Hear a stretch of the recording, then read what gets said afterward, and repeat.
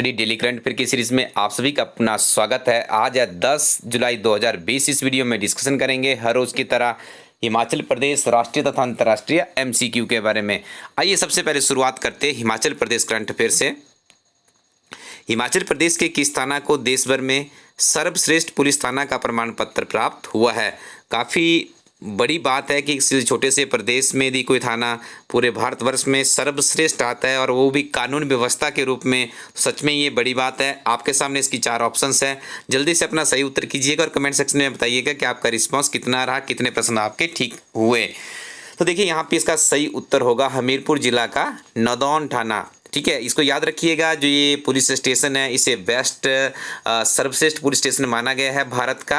और ये एक चीज़ याद रखना है, इसकी जो रैंकिंग है कौन देता है, इसको दिया जाता है जो हमारी होम मिनिस्ट्री होती है, गृह मंत्रालय के द्वारा। आपको ज्ञात है वर्तमान में हमारे जो गृह मंत्री है अमित शाह जी, उन्हीं के मंत्रालय के द्वारा रैंकिंग दी गई है।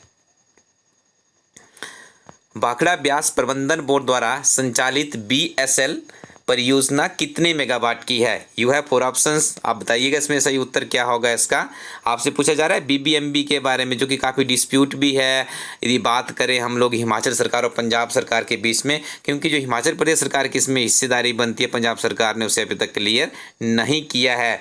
तो अक्सर ये पूछा भी जाता है और किसी भी किताब में आपको ये प्रश्न नहीं मिलेगा, काफ़ी इसमें डाउट भी रहता है। लेकिन आज मुझे समाचार पत्रों के माध्यम से ये प्रश्न क्लैरिफाई हो पाया है। मंडी में ही ये प्रोजेक्ट मैक्सिमम इसका एरिया जो है यहाँ पे मंडी में भी रन करते हैं। ठीक है, तो वहाँ पे एक न्यूज़पेपर में छपा था। तो इसका सही उत्तर मैं आपको बता दूँ, द राइट आंसर इज 990। ठीक है, option number B is the right answer. Next one is वर्ष 2008 में कांगड़ा जिला के लोहारडा क्षेत्र में ट्राउट फिश फार्मिंग में किस देश की रेनबो ट्राउट का उत्पादन किया जा रहा है? ऑप्शनों के ऊपर गौर कीजिएगा और बताइए मुझे इसका सही उत्तर। और यह प्रश्न हमारा मुख्यतः HS की परीक्षा से प्रेरित है।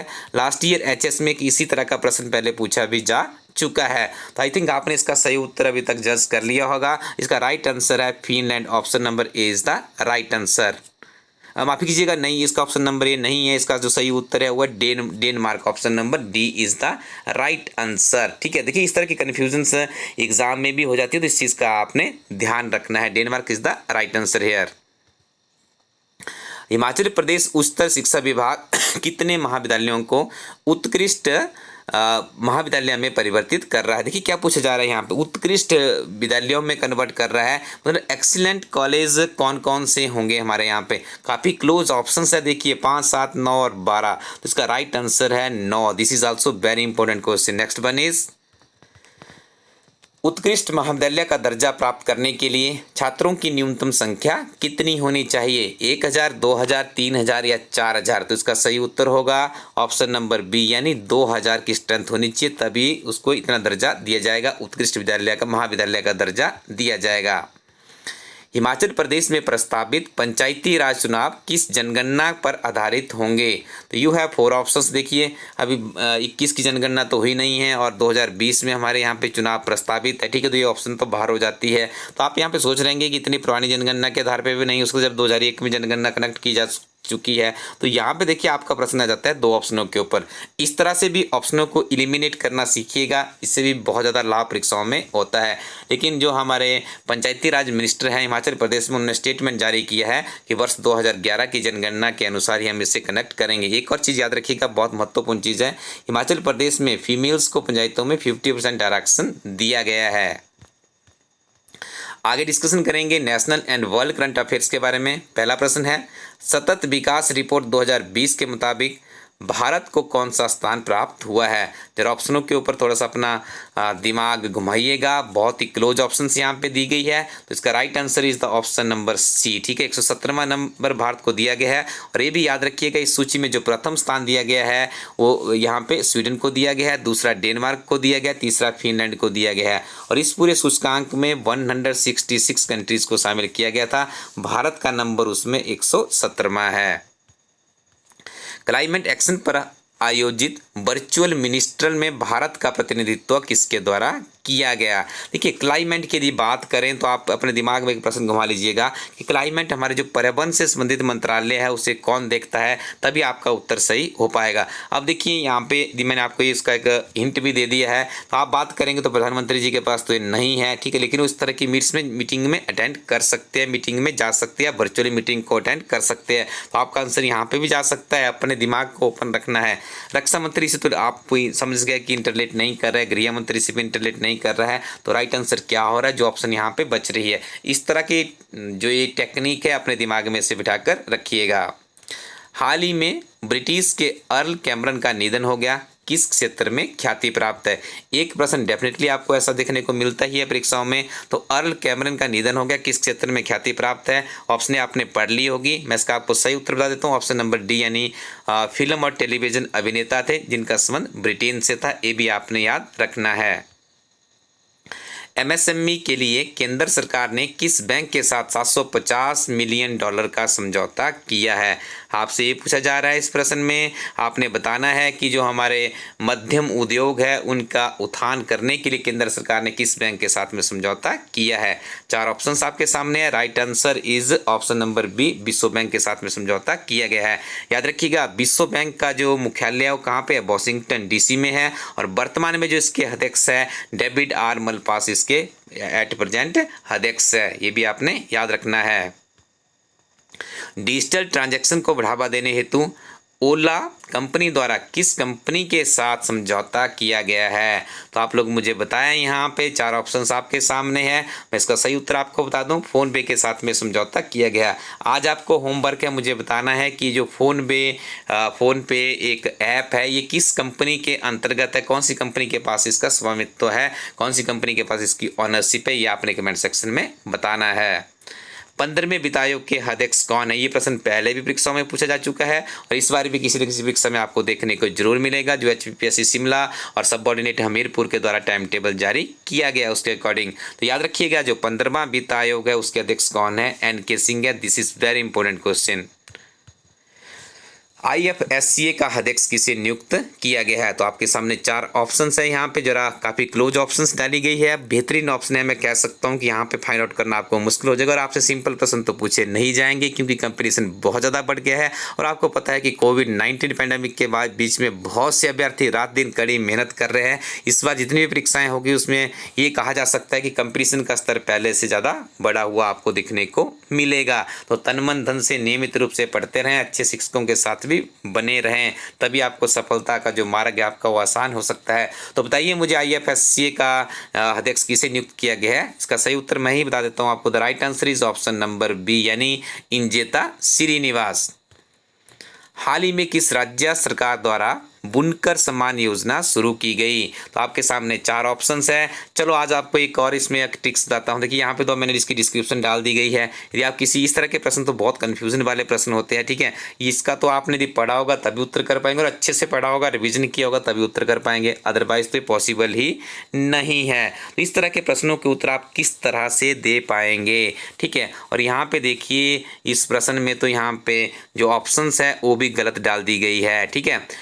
यहाँ पे आपने मैं एक ऑप्शन यहाँ पे और जोड़ देता हूँ, यदि इसकी जगह पे मैं यहाँ पे जोड़ देता हूँ कर्नाटका, क्योंकि देखिए नीचे क्या लिखा गया है, कर्नाटका के मुख्यमंत्री BS येदियुरप्पा है, राजधानी बेंगलुरु है, तो उसका उत्तर क्या हो जाएगा, कर्नाटका हो जाएगा, ठीक है। थोड़ा सा रेक्टिफाई आप इसको कर लें। नेक्स्ट वन इज भूमिहीन किसानों के लिए किस राज्य द्वारा बालाराम योजना शुरू की गई है। तो देखो आपको बताना है कि जो बालाराम योजना किस राज्य के द्वारा इसे शुरू किया गया है।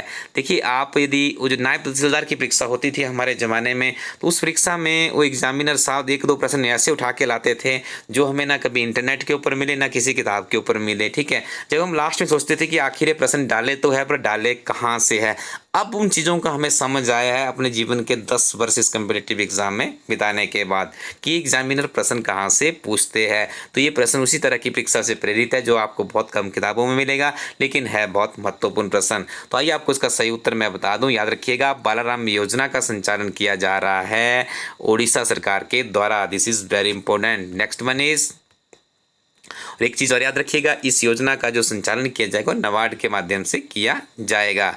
Next one is also very important question, किस राज्य सरकार द्वारा बेरोजगार युवाओं के लिए महाजॉब पोर्टल लॉन्च किया है।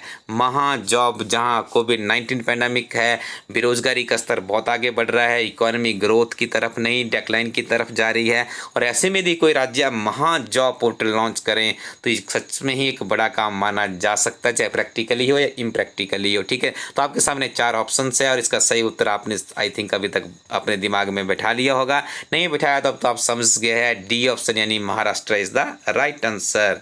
Next one is getting competitive a practitioner guide for India, किताब किसके द्वारा लिखी गई है। ठीक है, खिलाफ टाइपिंग एरर, यहाँ पे क्या करना है, किताब लिखना है। ठीक है, आपको रेक्टिफाइड मिलेंगे जब आप इसको मैंने आपको पहले भी बताया कि हमारी वेबसाइट और बन चुकी है। वेबसाइट है www.eliteestudY.org। इस वेबसाइट पे जाइएगा, ये सारे के सारे करंट अफेयर्स आपको सिंगल लाइन में वहाँ पे मिल जाएंगे। पिछले भी सारे के सारे करंट अफेयर्स वहाँ पे अवेलेबल है।